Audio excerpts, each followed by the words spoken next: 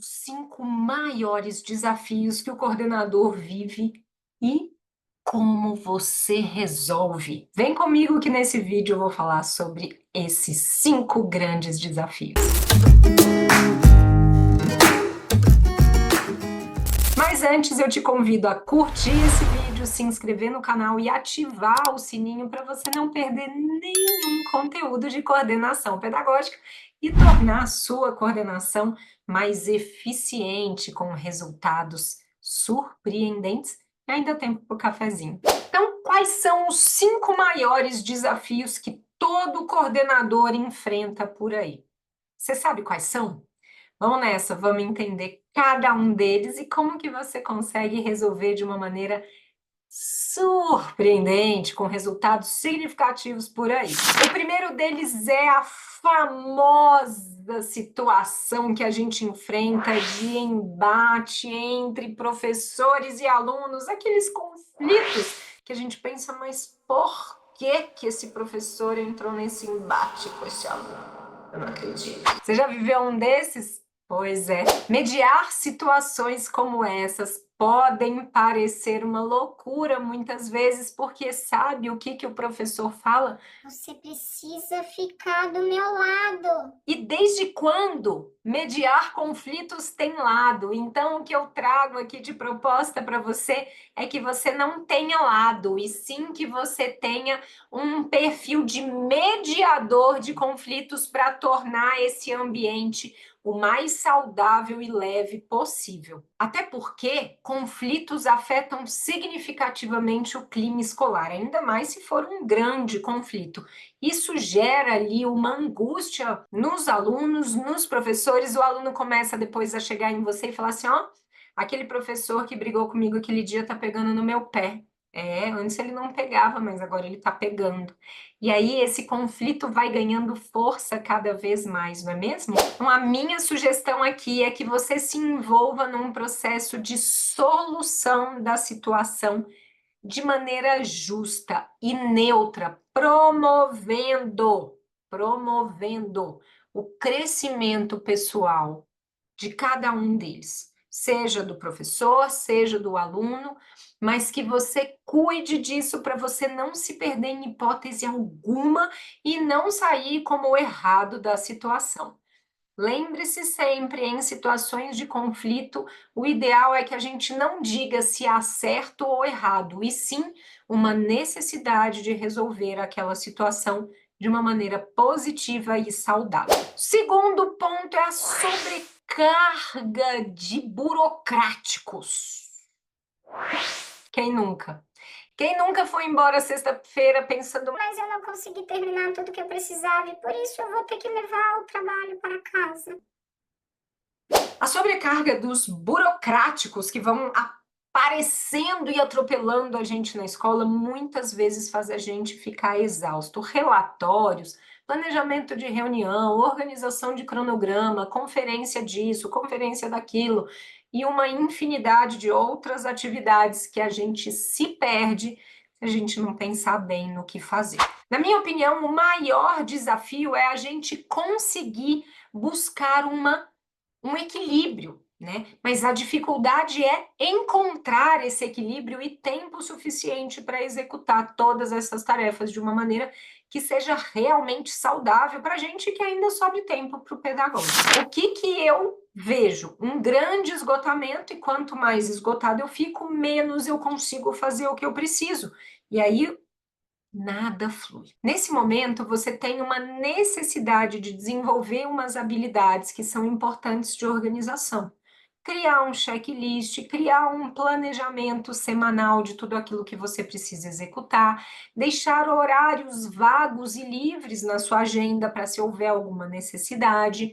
Pensar sempre estrategicamente, quanto mais eu concentrar para essa atividade, menos tempo eu vou gastar nela. Quanto mais eu deixar tudo isso aqui ajeitado, pensado, programado, mais rápido eu farei essa tarefa. Então, eu começo a criar atividades e ações que sejam pensadas a longo prazo para que eu consiga me organizar melhor. A gestão do tempo, ela acontece com essa clareza de visão das atividades que eu preciso executar ao longo da semana, da quinzena ou até do mês.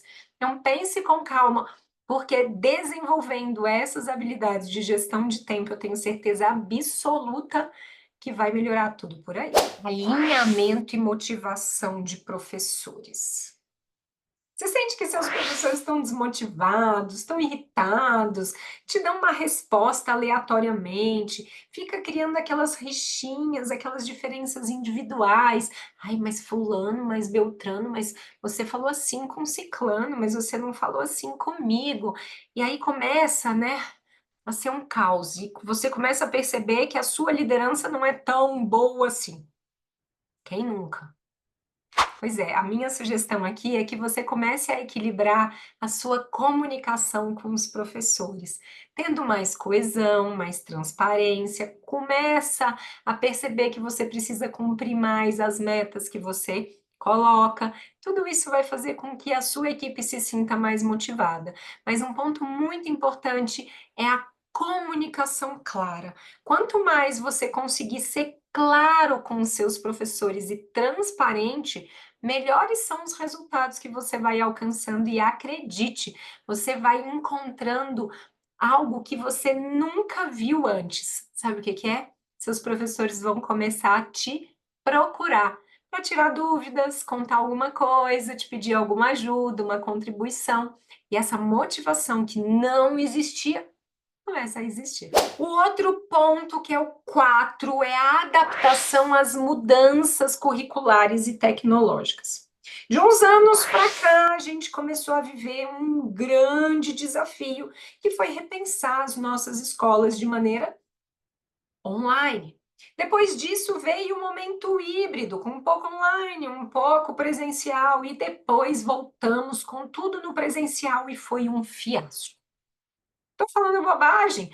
Os alunos não queriam saber de seguir regras, os professores estavam desmotivados a estar em sala, houve uma resistência natural à mudança, porque era desafiador pensar o novo modelo das nossas salas de aula. Isso requer uma atualização constante de formação continuada, o que é um grande desafio para nós coordenadores, porque falta tempo para essas formações continuadas, não é mesmo?